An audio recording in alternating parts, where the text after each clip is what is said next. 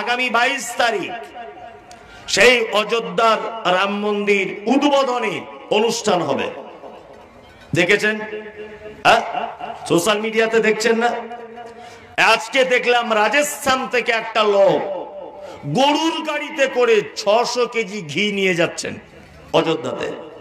Social media দেখেছেন যে একজন মুসলিম নারী পায়ে হেঁটে অযোধ্যার মন্দিরে দর্শনে যাচ্ছে। দেখেছেন সোশ্যাল মিডিয়াতে? সব থেকে আশ্চর্য যেটা ব্যাপার, ভারতবর্ষের একটা ঐতিহ্য বাবরি মসজিদ ছিল না? বাবরি মসজিদ, ওটাকে ভেঙে দেওয়া হয়েছে। কেন ভাঙা হলো? বলছে ওখানে রামের জন্ম হয়েছে, তাই না?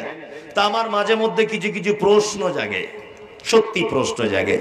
আচ্ছা, আপনাদের গ্রামে একটা মেয়ে, সে হিন্দু, এই মেয়েটার পেটে বাচ্চা, এই মেয়েটার পেটে বাচ্চা।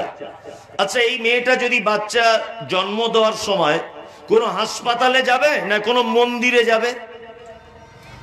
হাসপাতালেই যাবে, কোনো মন্দিরে নিশ্চয় যাবে না। কারণ প্রত্যেক ধর্মের কাছে মন্দির, মসজিদ, গির্জা এগুলো পবিত্র জায়গা, তাই না?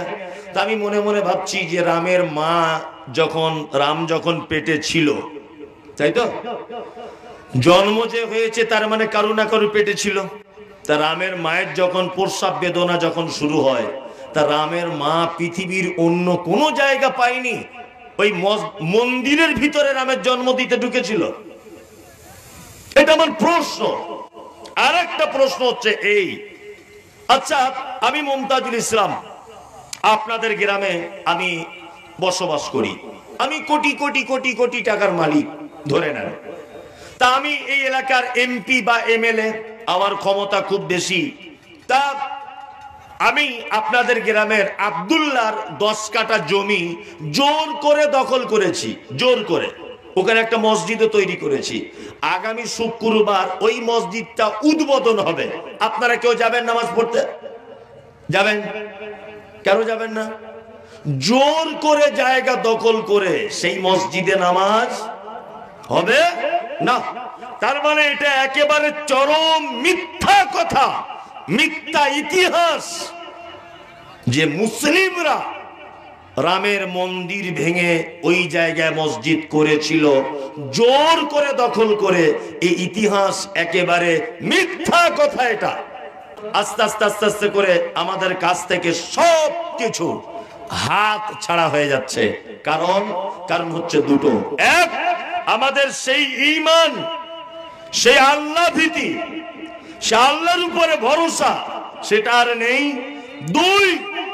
দুই নম্বর হচ্ছে যে এখন আমরা আছি জালেম শাসকদের অধীনে, কিছু করারও নেই। এই দুটি মাত্র কারণ। আল্লাহ তোমাকে ভয় করার আমাদের সকলকে তৌফিক দান করো, আমিন। 2 আয়াতকো বেশি বেশি করে কোরআন তেলাওয়াত করুন। কোরআন পড়তে জানেন? কোরআন পড়তে জানে না। সব জায়গাতে জলসা হচ্ছে। কিসের জলসা? বলছে মসজিদের উন্নতি করবে। মসজিদের কাজ কি বাকি আছে? না, মসজিদের বাথরুম বাকি।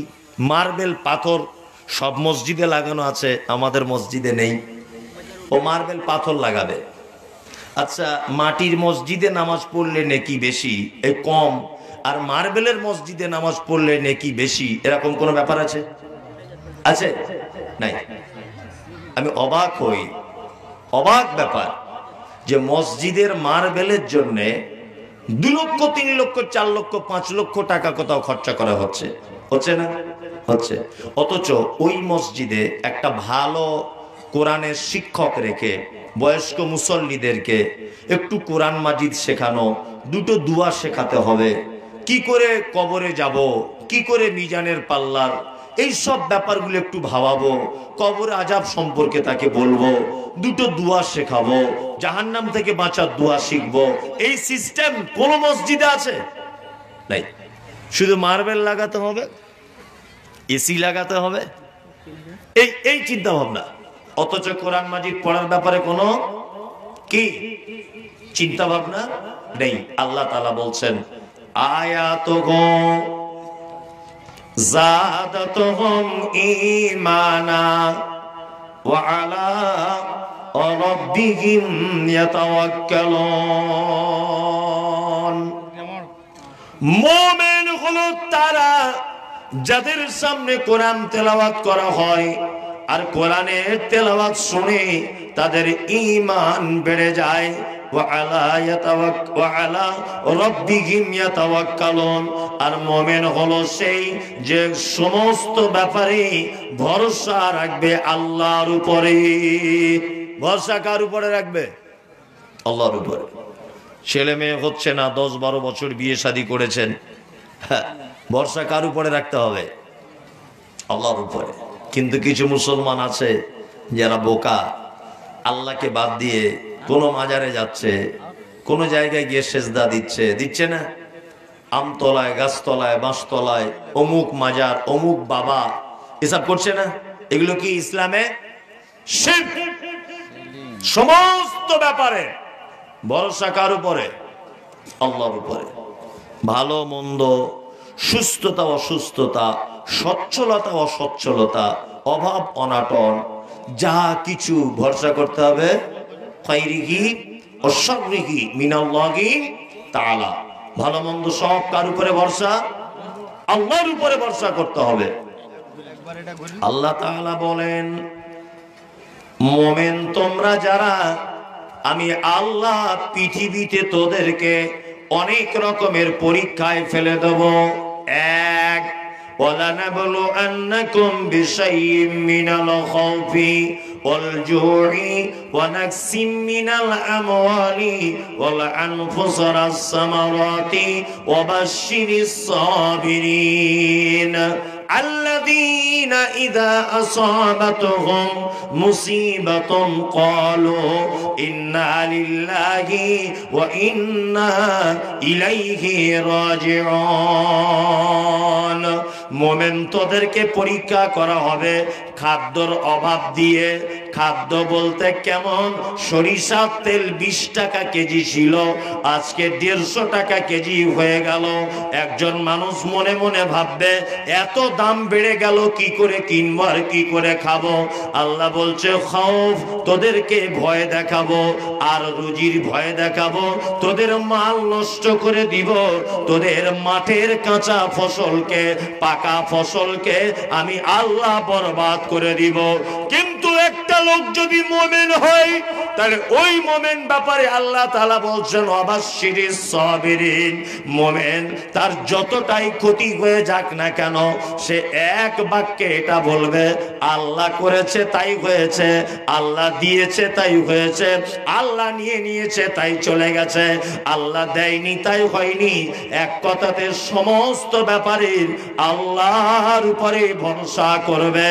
আল্লাহ বলছে, আমার উপরে যদি ভরসা করো তাহলে ওয়াবাশশিরিস সাবিরিন, এই ধৈর্যশীলদের জন্য সুসংবাদ রয়েছে, তার নাম হলো জান্নাত। মুমিন না, মুমিন তোমার যত প্রকারের বিপদ আপদ যা কিছু হোক না কেন, তুমি যদি ধৈর্য ধরতে পারো তাহলে তোমার জন্য কি জান্নাত অপেক্ষা করছে। শুধু তুমি একটু ধৈর্য ধরো, বিপদে পড়লে শুধু একটু ধৈর্য ধারণ করো। আমাদের মাঝে একবার একজন নবী ছিলেন, নাম হচ্ছে আইয়ুব আলাইহিস সালাম। শুনেছেন? গায়ে সব কি হয়েছিল? পোকা হয়ে গেছিল, দুর্গন্ধ। আমাদের মাঝে একজন নবী ছিলেন, নবীটিকে ইউনুস আলাইহিস সালাম মাছের পেটের ভিতরে তিনি চলে গিয়েছিলেন, তাই না? গিয়েছিলেন কি জানি? গিয়েছিলেন। আমাদের মাঝে একজন নবী ছিলেন, নবীটির নাম ইব্রাহিম আলাইহিস সালাম। ইব্রাহিম আলাইহিস সালামকে কি করা হয়েছিল? আগুনের ভিতরে নিক্ষেপ করা হয়েছিল, তাই না? আচ্ছা, আমাদের মাঝে একজন নবী ছিলেন, নবীটির নাম মূসা আলাইহিস সালাম। ফেরাউন তাকে তাড়া করে নিয়ে যাচ্ছে, একদম কঠিন অবস্থা। ডান দিকে ফেরাউন, বাম দিকে ফেরাউন, পিছনে ফেরাউন, চারিদিকে ফেরাউনের লোক লস্কর ঘিরে রেখেছে, সামনে বিশাল নদী। মুসা আলাইহিস সালাম কি বলেছিলেন? যে আল্লাহ তুমি আমাকে সঠিক রাস্তা দেখিয়ে দাও। আমার আল্লাহ আছে, নিশ্চয়ই তিনি সঠিক রাস্তা বার করে দিবেন। তিনি এই কথা বলেননি যে আল্লাহ এই নদীর মাঝখান থেকে তুমি আমায় রাস্তা করে দাও। আল্লাহ সুবহানাহু ওয়া তাআলা একজন ইমানদারকে এই পৃথিবীতে বিপদে ফেলে উপরে চুপচাপ বসে থাকবে, এটা হতে পারে না। মূসাকে যখন তাড়া করে নিয়ে যাচ্ছে, আল্লাহ তাআলা মূসাকে ডেকে বলছেন, মূসা তোমার হাতের লাঠিটা দিয়ে শুধু একটু টাচ করো। হাতের লাঠি দিয়ে মূসা আলাইহিস সালাম নদীতে টাচ করলেন, রাস্তা হয়ে গেল। মূসা আলাইহিস সালাম পার হয়ে চলে গেলেন। ফিরআউন নেমেছে, আল্লাহ ফিরআউনকে ডাক চায়, ঠিক মাঝ বরাবর আয়, তারপরে তোকে সাইজ করে দিব। ঠিক মাঝ বরাবর এলো, জড় পদার্থ পানি। আল্লাহ তাআলা বলছেন পানিকে, চলো তুমি চলতে থাকো। পানি আবার নিজ গতিতে চলতে লাগলো। ফিরআউন হাবুডুবু খেতে খেতে এক পর্যায়ে কি মারা গেল। তার মানে বোঝা যায় যে মানুষ যতই বিপদে পড়ুক না কেন, যতই সমস্যার সম্মুখীন হোক না কেন, এটা বাঁচাতে পারে কে? আল্লাহ। কিন্তু আমরা এত বড় বোকা, 3 দিন জ্বর হয়েছে, 4 দিন ওষুধ খেয়েছে, সুস্থ হয়নি, 5 দিনের মাথাতে গলায় দেখছি 1.5 কেজি ওজনের তাবিজ নিয়ে ঘুরছে। বুঝছে না? হ্যাঁ, মেয়েটা পেচ্ছাপখানাতে পেচ্ছাপ করতে গিয়ে বাচ্চা মেয়েটা ভয়ে খেয়ে গেছে। তোর মেয়েটা ভয়ে খেয়ে গেছে বলে ওর মায়ের আর ঘুম হয় না, কখন মৌলভী সাহেবের কাছে নিয়ে যাবে। আমি মনে মনে শুধু এগুলো ভাবি যে সবই যদি এই রোজা গুনিন হুজুর এরা যদি সবকিছু করে দিত, তা সরকারি ডিপার্টমেন্টে এত পুলিশ প্রশাসন, পাহারাদার, গোয়েন্দা, এনআইএ, সিবিআই এসব রাখার কি দরকার ছিল? 2-3টে বড় হুজুর পাগড়িওয়ালা লোককে ফিট করে রাখলেই তো হয়ে যেত। হয়ে যেত না? চিটার চিটার এসব কি ভণ্ড, এদের থেকে দূরে থাকবেন। মানে ওর পাকড়িও যত বড়, ওর চিটারিও তত বড়। আর এত বড় পেট, ওই পেটের শুধু হারাম ভর্তি আর বেদাতে ভর্তি। মানে এমন করে বক্তব্য দেয় হুজুর মনে হচ্ছে বেদাতের বিজ্ঞানী। আল্লাহ, তাবিজ মাদনী জলসা করতে আসছে, জলসা। আল্লাহর কসম করে বলছি, সোশ্যাল মিডিয়া দেখতে পাবেন, জলসা করতে এসেছে মোটামুটি গাড়ি থেকে 1 ব্যাগ মাদুলি নিয়ে তবে স্টেজে উঠছে। বলছে যারা যারা যাবেন, শেষে যারা বাড়ি যাবেন, এই 10 টাকার একটা করে মাদুলি নিয়ে যাবেন, সমস্ত রোগের ঔষধ। আল্লাহু আকবার। আল্লাহ তুমি এই জাতিকে বাঁচাও, বলুন আমিন আমিন। আমি হিন্দুদের ব্যাপারে কোনোদিন কোনো কথা বলবো না, কারণ হিন্দু সে জন্মসূত্রে এ কথা বলে দিয়েছে আমি একজন হিন্দু, তাকে আর আমার কিছু বলার রাইট নেই। কিন্তু তুমি মুসলিম দাবি করে তারপরে মাজার ফকির এটা ওটা পীর হুজুর খেজুর এসব নিয়ে ব্যস্ত আছো, তোমার ব্যাপারে বলা উচিত না অনুচিত? উচিত। হিন্দু সে জন্মসূত্রে স্বীকৃতি দিয়ে দিয়েছে আমি একজন হিন্দু, তার মানে তার ব্যাপারে আর কোনো কথা বলা চলবে না। কিন্তু তুমি মুসলমান দাবি করছো, তারপরেও তুমি যদি এই সব নিয়ে ব্যস্ত থাকো, তাহলে তোমার ব্যাপারে মুখ খোলা যাবে কি যাবে না? যাবে?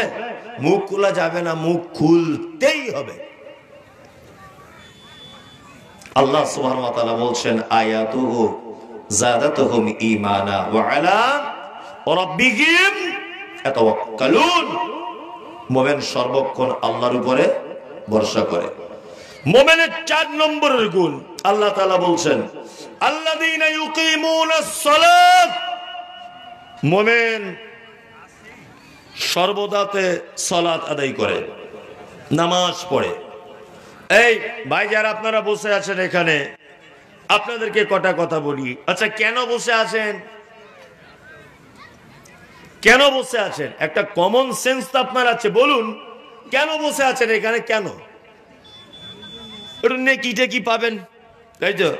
আচ্ছা, জলসা শোনা কি ফরজ, নফল না সুন্নত? কিছুই নয়, তাই না? শুনলে নেকি পাবেন, না শুনলে কোনো গুনাহ নেই, তাই তো? আচ্ছা, আর নামাজ বা সালাত এটা সুন্নত, নফল না ফরজ? সবাই জানেন তো ফরজ? হ্যাঁ, সবাই জানেন ফরজ। তা যারা এখানে নেকির উদ্দেশ্যে বসে আছেন, আজকে এশার নামাজ পড়েছেন কারা কারা? হাত তুলুন তো, সত্যি করে হাতটা তুলুন। দেখুন, এশার নামাজ পড়েনি অথচ জলসায় নেকি পাবে বলে বসে আছে এখানে। কি অবস্থা! আস্তাগফিরুল্লাহ। এই মাথায় টুপি দেওয়া বা পাগড়ি পরা, এটা কি সৌন্দর্য? এটা সুন্নত নয়, নফল নয়, ফরজ নয়, কিছুই নয়। কি বললাম বুঝলেন?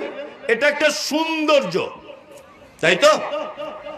এখন একটা লোক, আরে কোমর থেকে এই জায়গাগুলো আর কি ঢাকা কি সুন্নত, ফরজ না নফল? ফরজ। লজ্জাস্থান ঢাকা কি ফরজ। তো একটা লোক যদি পাছার কাপড় আগলা করে দিয়ে মাথায় যদি টুপি পরে, 1.5 ফুট ওজনের টুপি, আচ্ছা এটা কেমন দেখাবে? ভালো দেখাবে? পাছার কাপড় খোলা, মাথায় টুপি, ভালো দেখাবে না। ঠিক কেমন এশার নামাজ পড়েনি, সারাদিন নামাজ পড়েনি, রাতের বেলা তবুও ঠান্ডাতে বসে বসে জলসা শুনছে। ও ভেবেছে মনে আজকে রাতেই জান্নাত জাহান্নামের ফায়সালা হবে, এটা ভেবেছে। আবার অনেক হারাম করে এমন আছে যে কোন একটা মাইয়েত হয়েছে, আত্মীয় স্বজন কেউ মারা গেছে, জানাজা পড়তে গেছে, জোহরের সলাতের পর জানাজা হবে, জোহরের নামাজ পড়। তা ও গিয়ে জোহরের নামাজ পড়ে না, ও গিয়ে অন্য সাইডে দাঁড়িয়ে থাকে, আর জানাজার টাইমে গিয়ে কি করে? জানাজার নামাজ পড়ে, অথচ জোহরের ফরজ নামাজ সেটা পড়ে না। এরকম লোক আপনাদের এইদিকে নেই, আমাদের ওদিকে আছে, আপনাদের দিকেও আছে না? হ্যাঁ, জোহরের নামাজ পড়ে না। আচ্ছা, নফল রোজা, নফল নামাজ এগুলো পড়ে বেশি কারা? ছেলেরা না মেয়েরা? মেয়েরা। ওর বাপ মরে গেছে ওদিন রোজা, ওর দাদুর জন্মদিন ওদিন রোজা, বড় ছেলে হয়েছিল ওদিন রোজা, ওর ছেলে হাঁটতে শিখেছে সেদিন রোজা। ওর রোজার ঢঙের শেষ নাই, সব সময় রোজা। অনেক সময় করে না মেয়েরা, দেখবেন কিছু না কিছু বলছে রোজা করছি। কিসের রোজা? বলছে আমার বড় ছেলে কথা বলতে শিখেছিল, প্রথম মা বলেছিল তাই। কিছুই খুঁজে পাচ্ছে না, কি করবে? কিছু তো করতে হবে। তার মানে ও ভেবেছে নফল রোজা রাখলে আল্লাহ জান্নাতে ঢোকা যায়। নফল নামাজ বেশি পড়ে, জোহরের 4 রাকাত ফরজ নামাজ, তাই না? আরো সুন্নত পড়ে, নফল পড়ে, ওর মায়ের জন্য পড়ে, কাজা নামাজ পড়ে, ওর অনেক ঢঙের নামাজ। মেয়েদের এমনি হাদিস আলাদা, কি না? গ্রাম্য হাদিস কিছু ওদের আলাদা আছে। ওই মেয়েটা কি বলবে যে একটু পর্দা করে চলো না, রাস্তাঘাটে ঘুরছে, একটু গায়ে ওড়না টোড়না দিয়ে চলো। ও তখন বলছে পর্দা মনের ব্যাপার। নফল রোজা করে জান্নাত যেতে চাইছে, নফল রোজা করে ও কোথায় যেতে চাইছে? জান্নাতে। নফল নামাজ পড়ে কোথায় যেতে চাইছে? জান্নাতে। অথচ পর্দা এটা নফল না সুন্নত না ফরজ? ফরজ। ও ফরজ করবে না, নফল করে জান্নাত যেতে চাইছে। মানে আমাদের টোটাল সব সিস্টেমটাই আলাদা, আলাদা না? সব সিস্টেমটা আলাদা। আজকে সারাদিন নামাজ পড়িনি, ও জলসা শুনে নেকি নেকি পাবে এই উদ্দেশ্যে বসে আছে। এই আবার কেমন গোপাল ভাঁড় আমি তো বুঝি না। হ্যাঁ, ছি ছি ছি ছি ছি। আবার এখন যাবে, তারপরেও ফজরের সালাত আদায় করবে না, আছে না? আছে।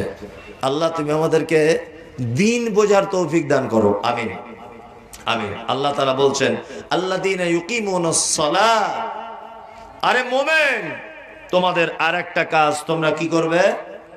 সালাত আদায় করবে, নামাজ পড়বে। ইনশাআল্লাহ আমরা সকলে 5 ওয়াক্ত নামাজ সালাত আদায় করব ইনশাআল্লাহ। চলুন, ওয়া আলা রাব্বিহিম ইয়াতাওয়াক্কালুন আল্লাযীনা ইউকিমুনাস সালাত ওয়া মিম্মা রাযাকনাহুম ইউনফিকুন। মুমিন আল্লাহর রাস্তায় কি করে? দান করে। তাকে যে রুজি দিয়েছি সে রুজি থেকে কি করবে? দান করবে। আমাদের দানের ব্যাপারে অনেকবার বলতে হয়, হয় না? অনেকবার বলতে হয়। অনেক বক্তারা অনেক ক্যাপাসিটি করে চায়, আসলে মানুষ ততক্ষণ পর্যন্ত দান করতে পারবে না যতক্ষণ না পর্যন্ত এটা বুঝবে। কি বুঝবে? যে এই টাকাটা তো আমার নয়। আমি একটা হোটেলের মালিক, ভালো করে বুঝবেন, আপনাকে আমি কাজে রেখেছি, ক্যাশ কাউন্টারে কাস্টমারের পেমেন্টগুলো আপনি নেবেন। তা আমার প্রতিদিন 1 লক্ষ টাকা সেল হয় হোটেলটায়। আচ্ছা, এই 1 লক্ষ টাকা যখন রাত্রে আপনি হিসাব করে আমাকে বুঝিয়ে দেবেন, তখন এই টাকাটা কি আপনার না টাকাটা আমার? কথা বলুন। আমার, আমি তো হোটেলের মালিক, তাই না? আমার তো টাকাটা। আপনি তার থেকে পাবেন কতটা? না, আপনার 10,000 টাকা বেতন, 350 টাকা পাবেন। তার মানে 1 লাখ টাকা সারাদিন নাড়াচাড়া করার পরেও টাকাটা আমি মালিক, আমাকে কি করতে হবে? ফেরত দিতে হবে। আপনার কতটুকুন? সারাদিন পরিশ্রমের যে 350 টাকা, ওই টাকাটাই আপনার। এই যে আমরা 60 বছর ধরে বেঁচে আছি, এই যে মাটিতে আমরা চলাফেরা করি, এ মাটিটা কার? জমিনটা আল্লাহ। এই যে অক্সিজেনটা আমরা নেই, এই অক্সিজেনটা কার? আল্লাহ। সারা পৃথিবীর যত সিস্টেম, এই সিস্টেমটা কার? আল্লাহ। আপনি নিজে কার? আল্লাহ, তাই না?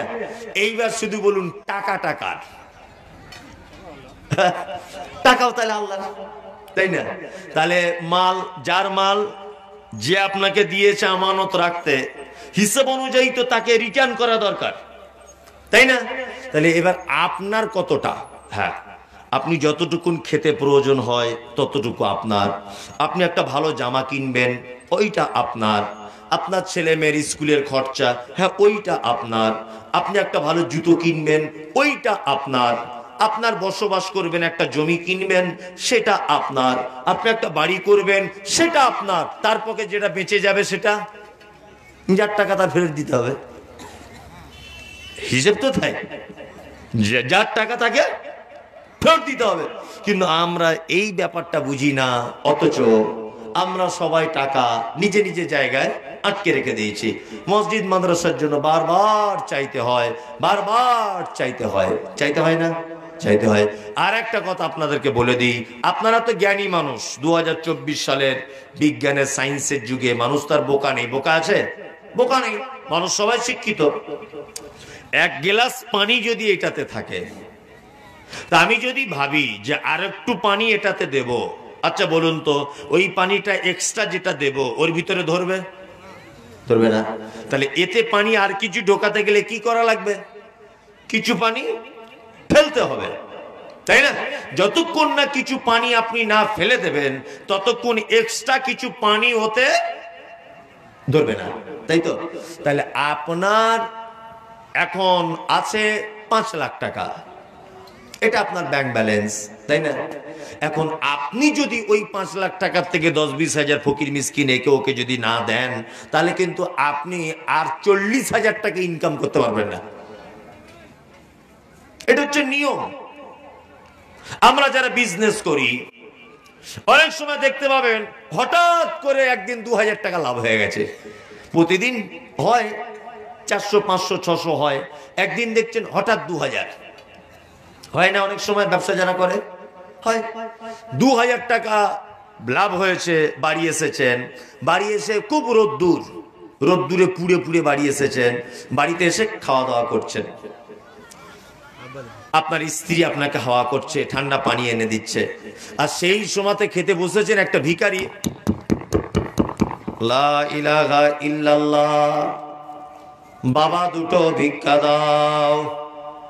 তখন আপনি ভাতের থালাটা সাইড করে বলছেন, ঘোড়ার ডিম তোদের জন্য খেয়েও সুখ নাই, এত কষ্ট করে করে এলাম, একটু খেতে বসেছি তবুও চলে এসেছে, এখান থেকে যাও। আল্লাহ বলছে না, প্রত্যেক দিন তোকে 500 টাকা করে লাভ করাই ব্যবসাতে, আজকে হঠাৎ তোর ব্যবসাতে 2,000 টাকা লাভ হয়ে গেছে, তার মানে তুই টাকা নিয়ে বাড়ি চলে আসবি, সাথে সাথে তোর দরজায় একজন ভিখারি আসবে।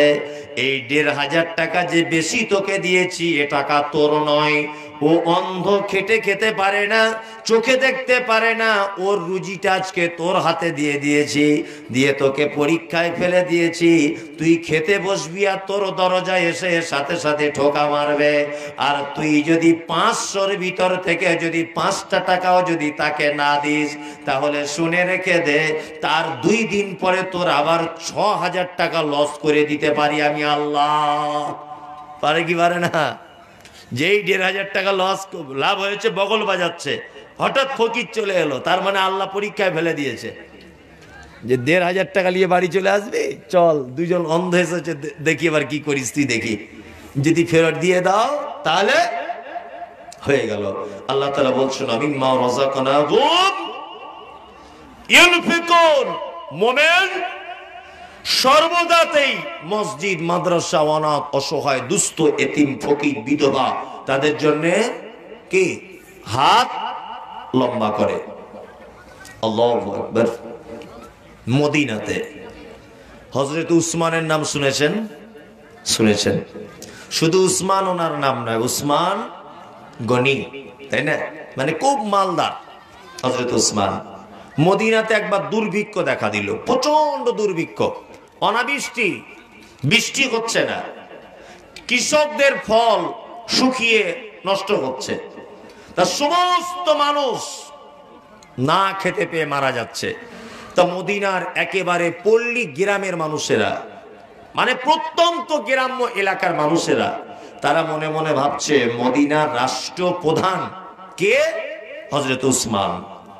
আমরা উসমানের কাছে একবার যাব। আমরা অনেক সময় সমস্যার সম্মুখীন হলে আমরা কলকাতা ব্রিগেডে যাই না? যাই না? ওই মমতা ব্যানার্জির সরকার নবান্নতে অনেক সময় কোনো পিটিশন জমা দিতে যাই না? যাই। তা ঠিক তেমন মদিনার এই গরিব মানুষেরা তারা সব মনে মনে ভাবছে যে আমরা মদিনা শহরে হযরতে উসমানের কাছে যাব, গিয়ে আমরা কিছু সাহায্য চাইব, আমরা তো না খেয়ে তাছাড়া মারা যাব। বৃদ্ধারা তারা কেউ কোলে নিয়েছে বাচ্চা, পিঠে নিয়েছে মাল, কেউ মাথায় নিয়েছে পানির মশক নিয়ে, তারা মরুভূমির রাস্তা দিয়ে চলে চলে যাচ্ছে কার বাড়িতে? না হযরতে উসমানের বাড়িতে। কিন্তু বন্ধুরে আমার, রাস্তা তাদের চেনা নাই। এখন আপনাকে যদি বলা হয় যে আপনি এখান থেকে নবান্ন চলে যান, আপনি যেতে পারবেন না, কারণ আপনি একদম দিনাজপুরের একেবারে গ্রামের মানুষ, আপনি শহরের মানুষ নয়। কলকাতা কোনোদিন যাননি, রাস্তা ভুল করে ফেলবেন। তা মদিনার গ্রামের মানুষেরা কোনোদিন শহরে আসেনি, এই কারণে তারা রাস্তা ভুল করছে বারবার। আর সন্ধ্যা হয়ে গেছে, তারা এক জায়গাতে তাঁবু টাঙিয়ে তাঁবুর ভিতরে তারা অবস্থান করছে। তাঁবুর ভিতরে সবাই বসে আছে, নারী পুরুষ একদল লোক, একদল।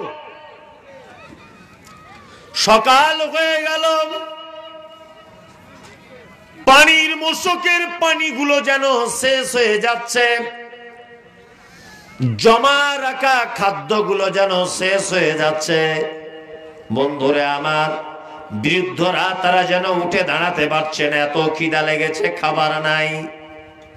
বাচ্চা ছেলেরা সকালের সূর্য যখন উঠেছে তাঁবু থেকে বার হয়ে তারা খেলাধুলো করছে, আর দূর থেকে দেখতে পাচ্ছে কিছু উট, মরুভূমিতে উটগুলো যেন হেঁটে হেঁটে আসছে, আর প্রত্যেকটা উটের পিঠে যেন বড় বড় মালের বোঝা চাপানো আছে।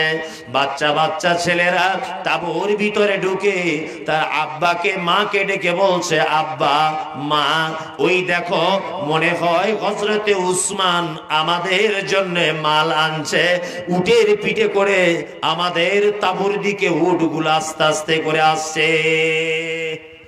আস্তে আস্তে করে উটগুলো তাঁবুর দিকে আসছে। মেয়েদের মুখে হাসি এলো, ছেলেদের মুখে হাসি এলো। বাচ্চা ছেলেরা তারা হাসছে আর বলছে খাবার খাবো। কিন্তু ভাগ্য এত খারাপ, উটগুলো আস্তে আস্তে আস্তে আস্তে করে তাঁবুর সাইড দিক দিয়ে চলতে চলতে যেন মদিনার শহরের দিকে যাচ্ছে। আর তাঁবুর ভিতরের মানুষগুলো ভাবছে যে এতগুলো উট, আর প্রতিটা উটের পিঠে আছে কুইন্টাল কুইন্টাল মাল, নিশ্চয় এটা কোনো গরিব লোকের উট নয়, এই উটগুলো মনে হয় ধনী কোনো লোকের উট হবে।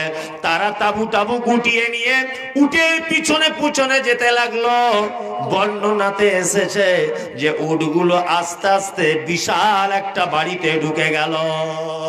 মানে উট কার? হযরত উসমানের। বিদেশ থেকে মাল এসেছে, ব্যবসাদাররা সব এসেছে মাল কিনতে হযরত উসমানের কাছে। আর মদিনার এই গরিব মানুষেরা, গ্রাম্য মানুষেরা, তারা খুব ভিড় করছে হযরত উসমানের সঙ্গে দেখা করবে বলে। ব্যবসায়িকরা এদের সঙ্গে কথা বলছে, তোমাদের বাড়ি কোথায়? বাড়ি অমুক জায়গাতে। তাই নাকি? বলছে হ্যাঁ। আচ্ছা আচ্ছা, তোমরা কেন এসেছো? বলছে আমরা বিপদগ্রস্ত, কিছু ক্ষুধা লেগেছে, আমাদের খাদ্যর প্রয়োজন। এখন ব্যবসাদাররা ভেবেছে যে তাহলে আজকে বিজনেস ভালো হবে, হযরত উসমানের কাছে মাল কিনে আমরা এই অভাবী আর বিপদে পড়ে যাওয়া মানুষদের কাছে বেশি দামে বিক্রি করব। হযরত উসমান মালের বস্তা নিয়ে বলছে, কে কত দিবে বলো? একজনা বলছে 1 দিরহাম, আর একজন বলছে 2 দিরহাম, একজনা বলছে 3 দিরহাম, আর একজন হঠাৎ করে বলছে আমি 20 দিরহাম দিব এটা, আর একজন বলছে 30 দিরহাম দিব। হযরত উসমান বলছে কি ব্যাপার, 5 টাকার মাল, ব্যবসাদাররা আজকে এত কেন দাম বলছে, ব্যাপার বুঝতে পারছে না। হযরত উসমান বিচক্ষণ মানুষ ছিলেন, জ্ঞানী মানুষ ছিলেন, ব্যাপারটা চিন্তা ভাবনা করলেন যে আমার হাতে যে মালটা 10 টাকা দাম, কিন্তু ব্যবসাদাররা বলছে 50 টাকা। কারণটা কি?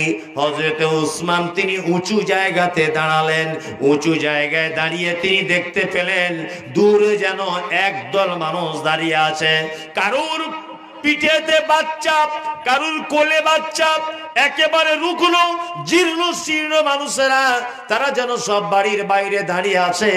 হযরত উসমান ব্যাপারটা দেখার পরে তিনি চিৎকার করে বলছে, কারা তোমরা বলো? ওরা তখন বলে, আমিরুল মুমিনিন, আমরা হলাম মদিনার একেবারে গ্রামের অঞ্চলের মানুষ, আপনার কাছে এসেছি, দয়া করে আপনি আমাদের কিছু খাবারের ব্যবস্থা করে দেন। হযরত উসমান বলছেন, একটাও মাল আর বিক্রি করা যাবে না, সব মাল বিক্রি হয়ে গেছে। হযরত উসমান হাতে করে আরেকটা মাল তুলে বলছেন, এটা কত দিবে বলো? বলছে এটা 10 টাকা, এটা 20 টাকা, এটাকে কত দিবে বলো? বলছে এটা 30 টাকা। হযরত উসমান বলছে একজন দাম বলে দিয়েছে 1000, তোমরা কি কেউ নিবে বলো?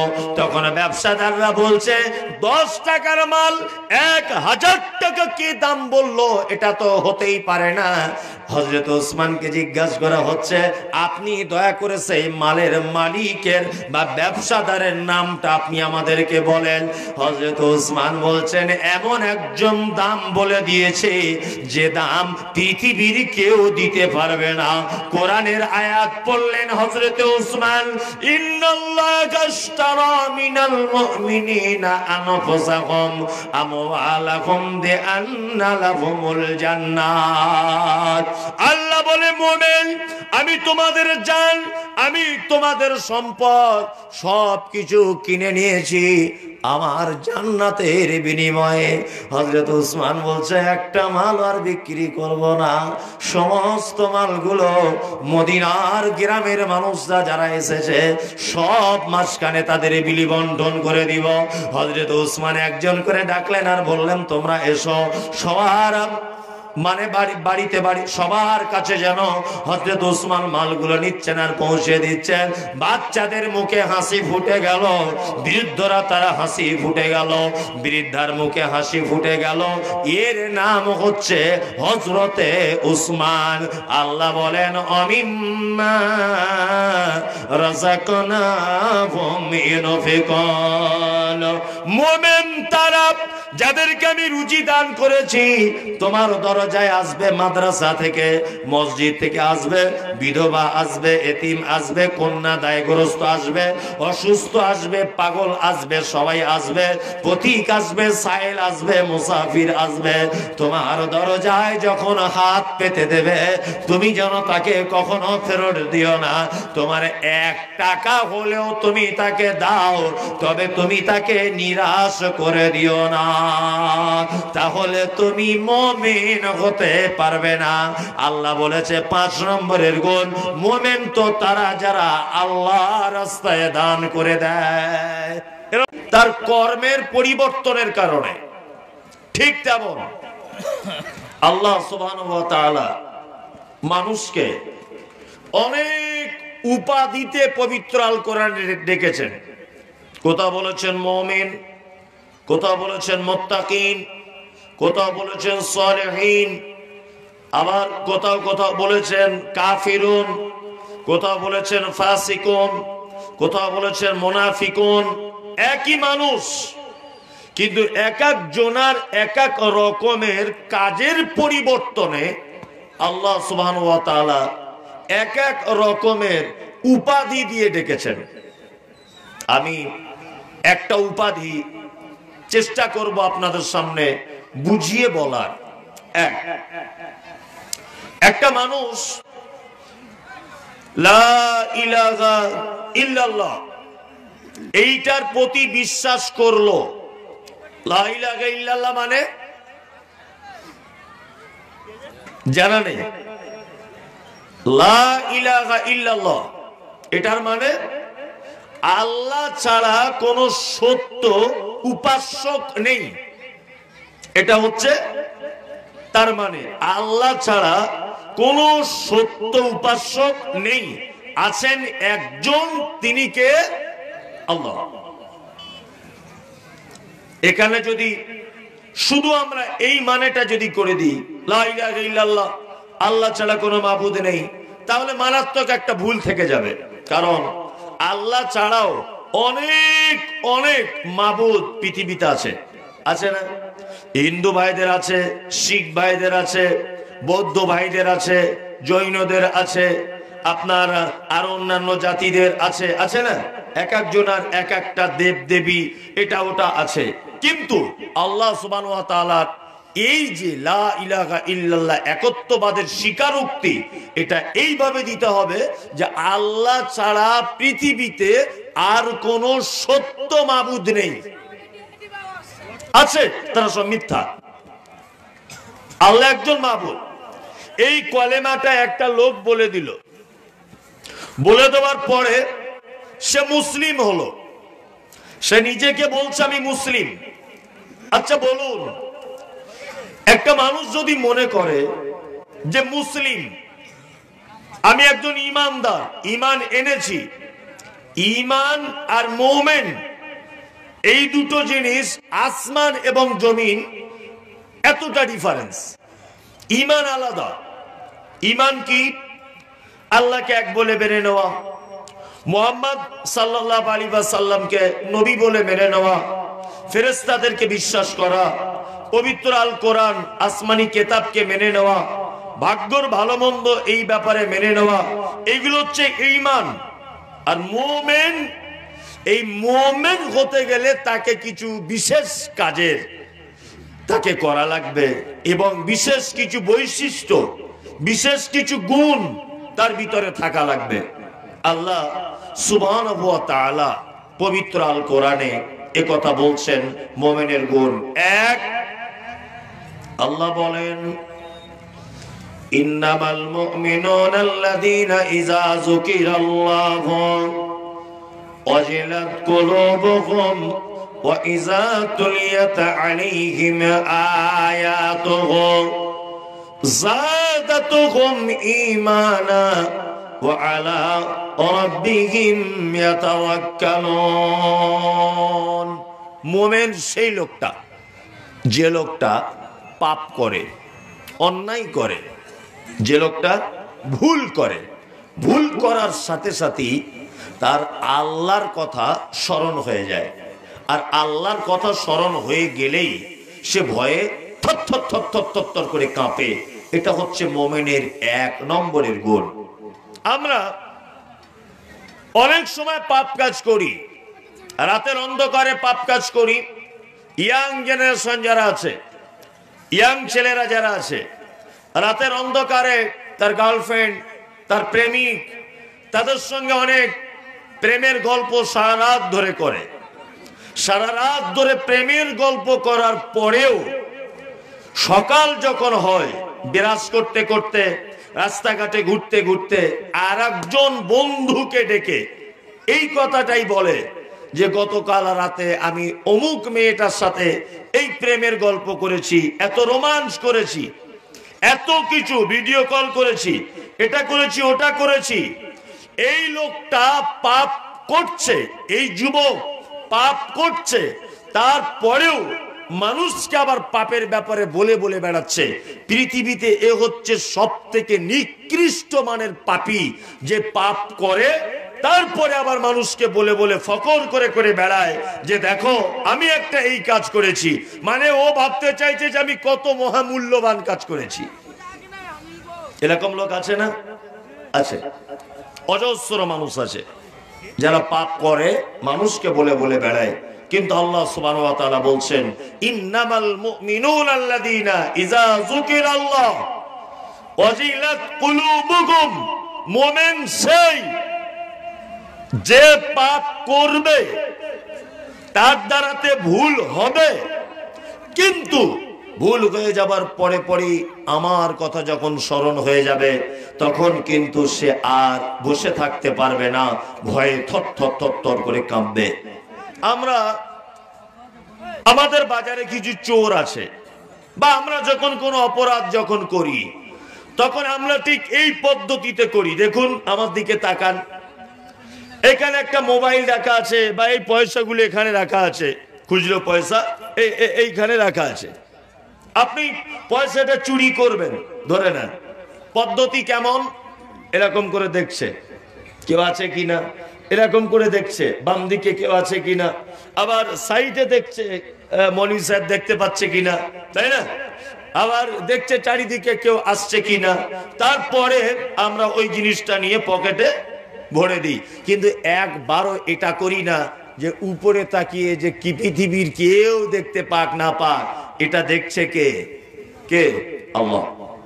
আমরা যতই গোপন পাপ করি, যতই অপরাধ করি, পৃথিবীর একেবারে নির্জন জায়গাতে আপনি যদি কোনো ভুল কাজ করেন, এই ভুল কাজ পৃথিবীর কেউ যদি দেখতে না পায়, কে দেখে? আল্লাহ সুবহানাহু ওয়া তাআলা দেখতে পান। ইন্নাল্লাহা লাতীফুন খাবীর। নিশ্চয়ই আল্লাহ মানে সূক্ষ্ম, যেটা মাইক্রোস্কোপ যন্ত্র দিয়ে দেখা সম্ভব নয়, আল্লাহ সুবহানাহু ওয়া তাআলা সেই জিনিসটা পর্যন্ত দেখতে পান। শুধু এই নয়, বৈশাখ মাসে প্রচন্ড ঝড় বৃষ্টির দিনে আপনাদের গ্রামে একটা পিপিলিকা, যেটাকে পিঁপড়ে বলি আমরা, পিপিলিকা, এই পিপিলিকা এইখান থেকে হেঁটে ওই যেখানে খাওয়া দাওয়ার ব্যবস্থা করা হয়েছে ওইখানে হেঁটে হেঁটে যাচ্ছে, তার রুজি তল্লাশের কারণে, যে ওখানে গেলে আমি কিছু পাবো। সারা মানুষ ঘরের দরজা লেগে আছে, ঝড় তুফান হচ্ছে, একটা পিপিলিকা যদি এখান থেকে ওইখান পর্যন্ত খাদ্যর টান, খাদ্যর অভাবের কারণে বা খাদ্য খোঁজার কারণে যদি এক প্রান্ত থেকে আর এক প্রান্ত যায়, পৃথিবীর সব থেকে ক্ষুদ্রতম প্রাণীর ভিতরে একটা পড়ে, সেটা পিপিলিকা ধরে নেন, তাই না? তাই এই পিপিলিকাটাও যে খাদ্যর অভাবে এক প্রান্ত থেকে আর এক প্রান্ত ছুটে যাচ্ছে, পৃথিবীর কেউ দেখতে না পেলেও দেখে কে? আল্লাহ সুবহানাহু ওয়া তাআলা। কেউ দেখতে পায় না, আল্লাহ দেখতে পায়। ওই জন্য আল্লাহ বলছেন, ইন্নামাল মুমিনুনা আল্লাযীনা ইযা যুকিরাল্লাহু ওয়াজিলাত কুলুবুহুম। বান্দা যখন পাপ করবে, যখন অন্যায় করবে, তার দ্বারাতে ভুল হবে, জোহরের সময়তে অন্যায় করেছে, আসরের সময় গিয়ে নামাজ পড়ে দুটো হাত তুলে আল্লাহকে বলবে, আল্লাহ পৃথিবীর কেউ আমার পাপ দেখতে পায়নি, তুমি আমার পাপ দেখতে পেয়েছো। পৃথিবীর কোন মানুষ আমার পাপের সাক্ষী নাই, তুমি একমাত্র পাপের সাক্ষী। কেউ যদি দেখতে পায় আর না পায়, তুমি নিশ্চয়ই দেখেছো। আল্লাহ গো, পৃথিবীর কারো দরগায় যায় নাই, মাজারে যায় নাই, কোন ব্যক্তির কাছে যায় নাই, গাছতলায় যায় নাই, কোন পীরের থানে যায় নাই, কোথাও যায় নাই, ডাইরেক্ট তোমার ঘর মসজিদে চলে এসেছি। আর এখন মসজিদে কেউ নাই, আমি দুটো হাত তুলে দিয়েছি, প্রভু তুমি আমার পাপ ক্ষমা করে দাও। বন্ধুরে আমার, ব্যভিচার করেছেন পৃথিবীর জঘন্য পাপের মধ্যে একটা পাপ, তার নাম ব্যভিচার। 1 কোটি টাকা আপনি সুদের টাকা খেয়েছেন, এটা একটা পাপ। কাউকে হত্যা করেছেন, এটা একটা পাপ। ব্যভিচার করেছেন, এটা একটা পাপ। ঘুষের টাকা খেয়েছেন, এটা একটা পাপ। ব্যবসাতে মিথ্যা বলেছেন, এটা একটা পাপ। ওজনে কম দিয়েছেন, এটা একটা পাপ।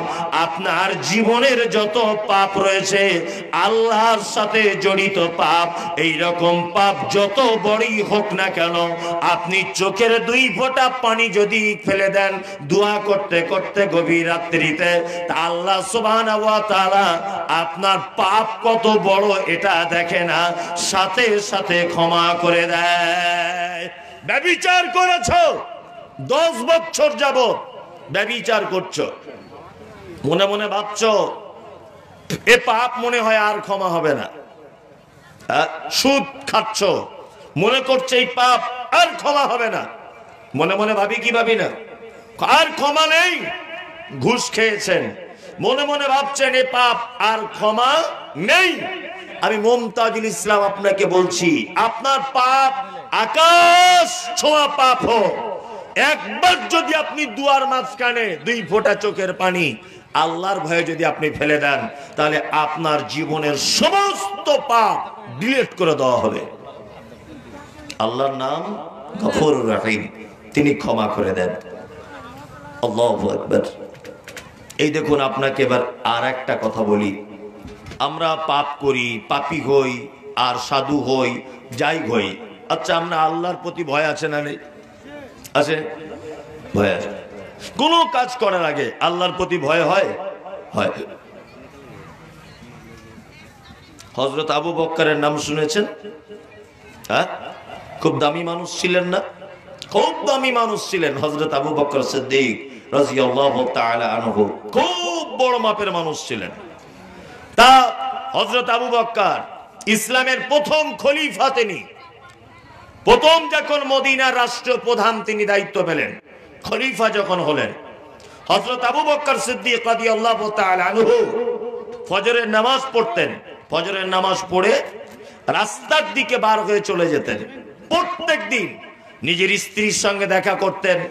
স্ত্রীর সঙ্গে দেখা করার পর রাস্তা দিয়ে, পাহাড়িয়া রাস্তার অলিতে গলিতে হাঁটতে শুরু করতেন। কে না, হযরত আবু বকর সিদ্দিক রাদিয়াল্লাহু তাআলা আনহু। হযরত ওমর মনে মনে ভাবছেন যে আমিরুল মুমিনিন হযরত আবু বকর সিদ্দিক প্রত্যেক দিন ফজরের সালাতের পর কোথায় যায়, প্রতিদিন এটা আমার একবার দেখা লাগবে। হযরত আবু বকর যাচ্ছেন, হযরত ওমর পিছনে পিছনে চলছেন যে দেখি আবু বকর কি করে। হযরত ওমর আত্মগোপন করে যাচ্ছেন আবু বকরের পিছনে। আবু বকর রাদিয়াল্লাহু তাআলা আনহু তিনি পাহাড়িয়া ময়দানে একটা তাঁবুর ভিতরে ঢুকে পড়লেন। তাঁবু টাঙানো ছোট্ট একটা কুঠুরি, তার ভিতরে ঢুকে বললেন কে? হযরত আবু বকর সিদ্দিক রাদিয়াল্লাহু তাআলা আনহু। খালি হাতে ঢুকলেন। হযরত ওমর মনে মনে ভাবছেন যে নিশ্চয়ই তাঁবুর ভিতরে কোনো ঘটনা কিছু ঘটছে। হযরত ওমর এক আড়ালে, এক সাইডে আত্মগোপন করে আছেন।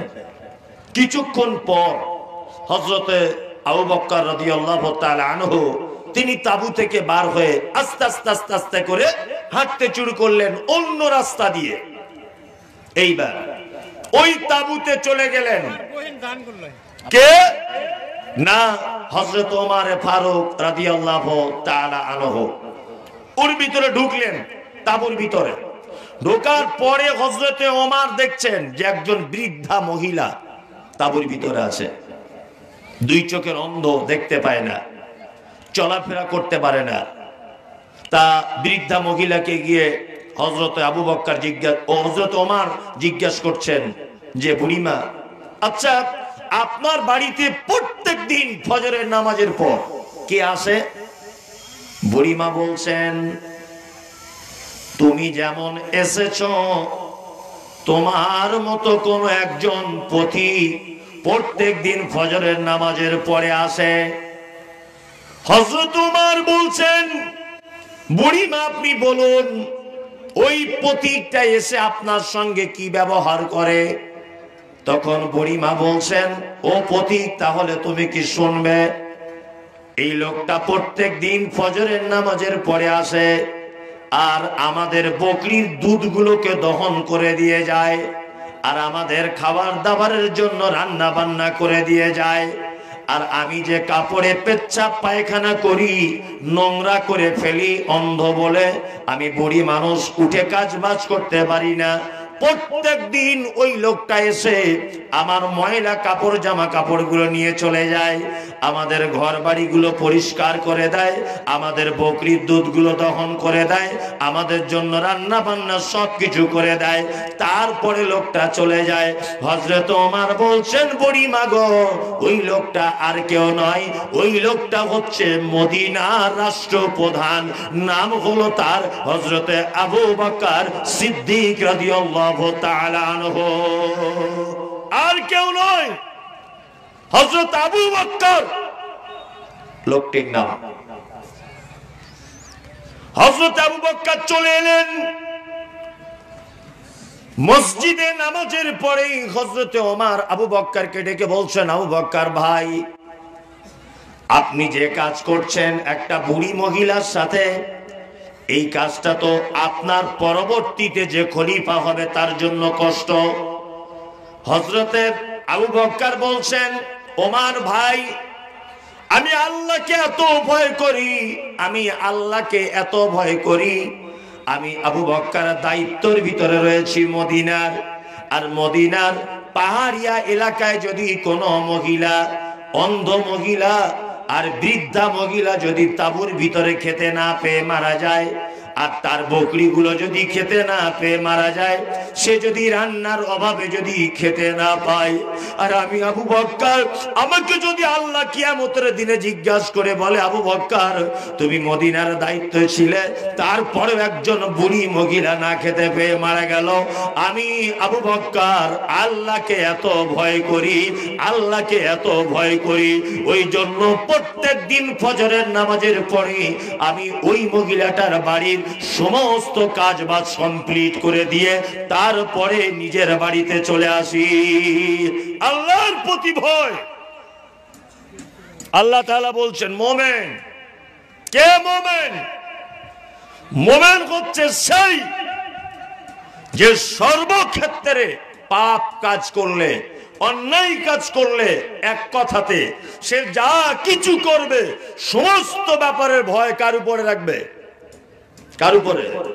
আল্লাহর উপরে। আসলে আমরা মাদ্রাসা মসজিদে অনেক সময় দান করি, করি না? করি। একজনা 20,000 টাকা দিল মাদ্রাসাতে বা জলসাতে, এই লোকটার নাম বলা হলো না, নাম বলতে ভুলে গেছে সভাপতি বা বক্তা কেউ। তা লোকটা বাড়িতে শুয়ে শুয়ে শুনছে আমার নামটা কখন বলে। তা ওর যখন নাম 1 ঘন্টা পার হয়ে গেল বলা হচ্ছে না, ও তখন আবার বাড়ি থেকে উঠে এসেছে, এসে সভাপতি সাহেবকে বলছে, সভাপতি সাহেব কই আমার নামটা বললেন না, ভালো করে বুঝবেন, আমার নামটা বললেন না। তা বলছে বলতে ভুল হয়ে গেছে। তা উনি তখন বলছেন, এরকম যদি প্রত্যেকবারে ভুল করো তাহলে কি আগামী বছর আর দিব? তার মানে ও এটা বলতে চাইছে যে মাইকে আমার নামটা বলো, সবাই যেন এটা বুঝতে পারে যে আমি দানির বেটা দানি, তাই না?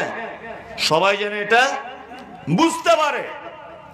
আর একটা লোক 1 টাকা দান করেছে, 1 টাকা, গরিব মানুষ, অসহায় লোক, 1টা টাকা দান করে বক্তা সাহেবকে বলছে আমি যে দানটা করেছি পৃথিবীর কেউ জানুক না জানুক, আল্লাহ তো জানছে, আমার নাম মাইকে বলার প্রয়োজন নেই।